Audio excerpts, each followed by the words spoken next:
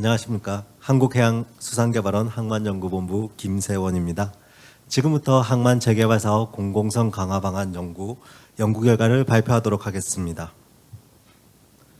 먼저 연구 개요입니다. 본 연구는 항만 재개발 사업에서 공공성 확보가 부족하다는 사회적 요구를 반영하여 지역과 시민의 수용성을 높이고 사업의 공익적 가치를 제고할 방안을 모색하기 위해 수행되었습니다.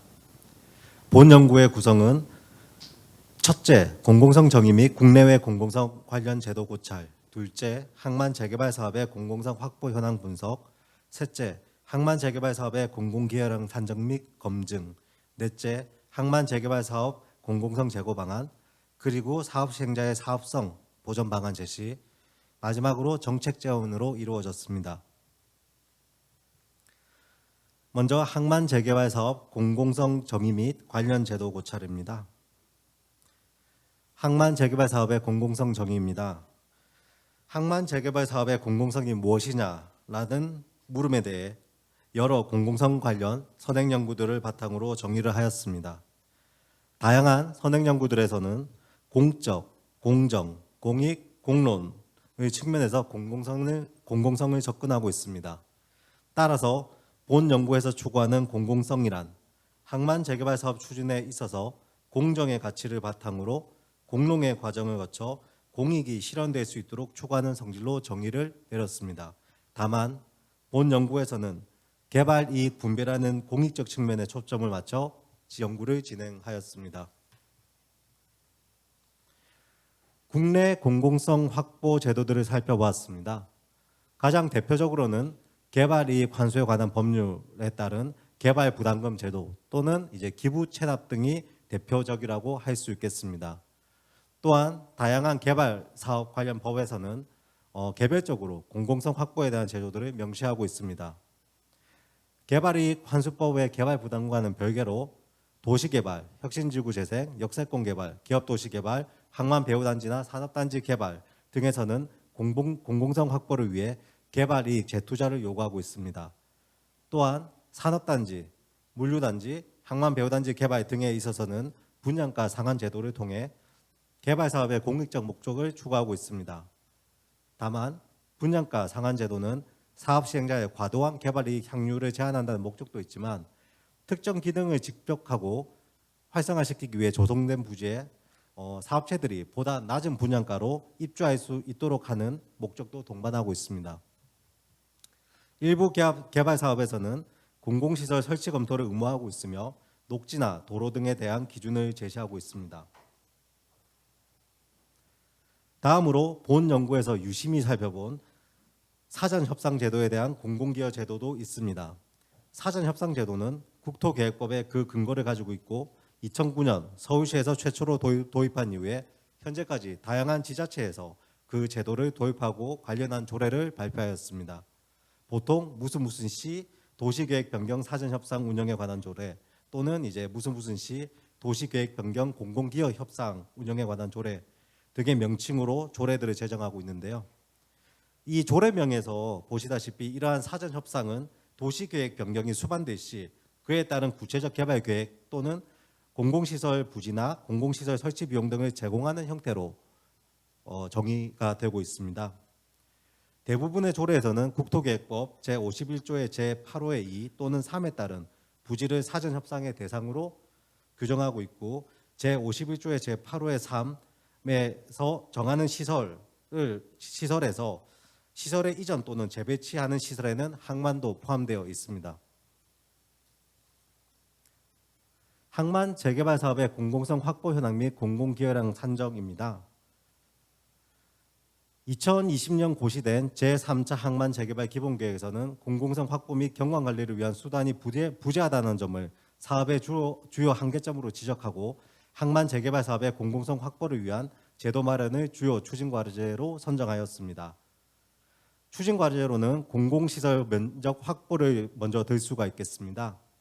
본 기본계획에서는 포괄적 지구계획에서 각 사업지별로 45%에서 50% 이상을 공공시설 부지로 설정해 놓았습니다.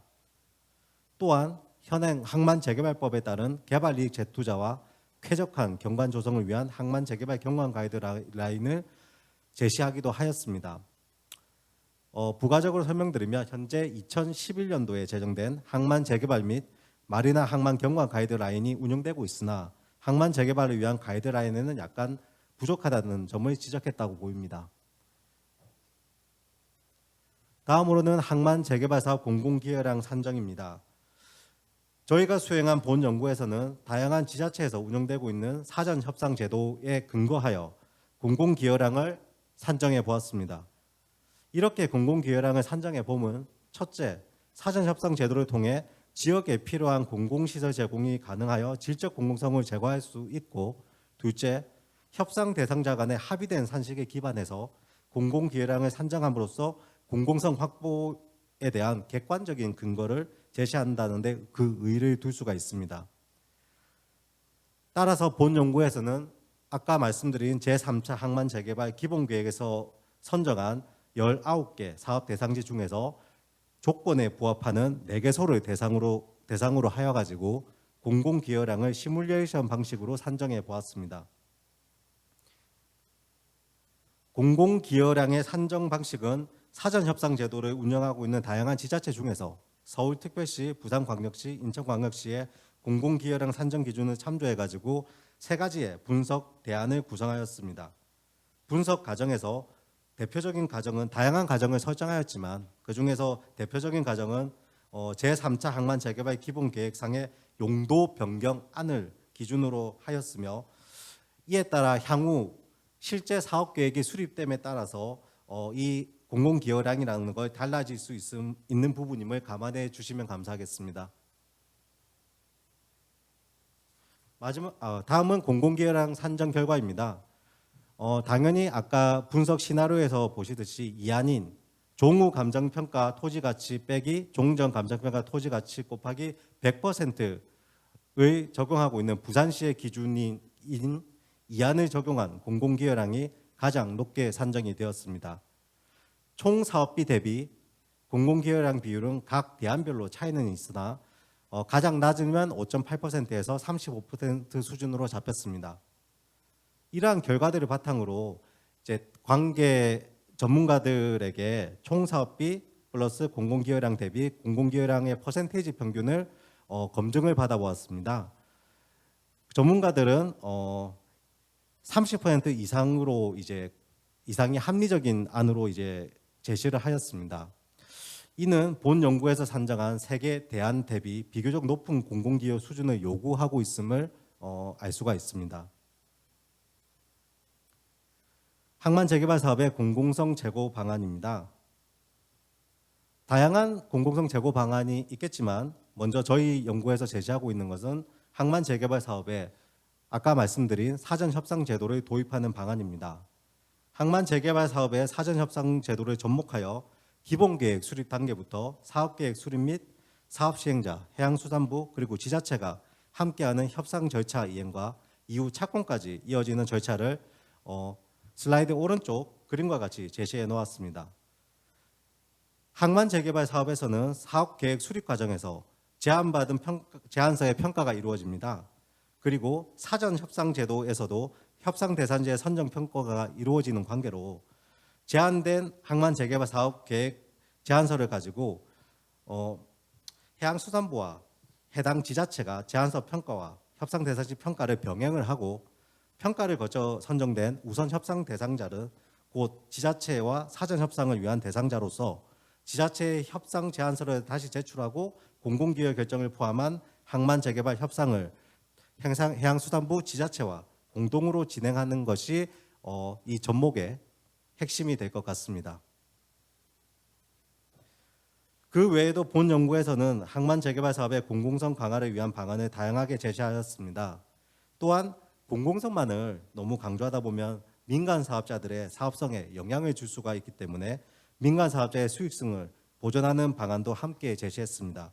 대표적인 수익성 보존 방안으로는 현재 개발이익 환수법에 따른 개발이익 부담금과 항만 재개발법에 따른 개발이익 재투자의 중복 부과 문제를 제도 개선을 통해 해소하자는 것이 대표적일 수 있습니다. 보다 상세한 내용은 한국해양수산개발원 홈페이지에 게재된 본 연구 보고서를 참조하시면 감사하겠습니다. 이상으로 발표를 마치겠습니다.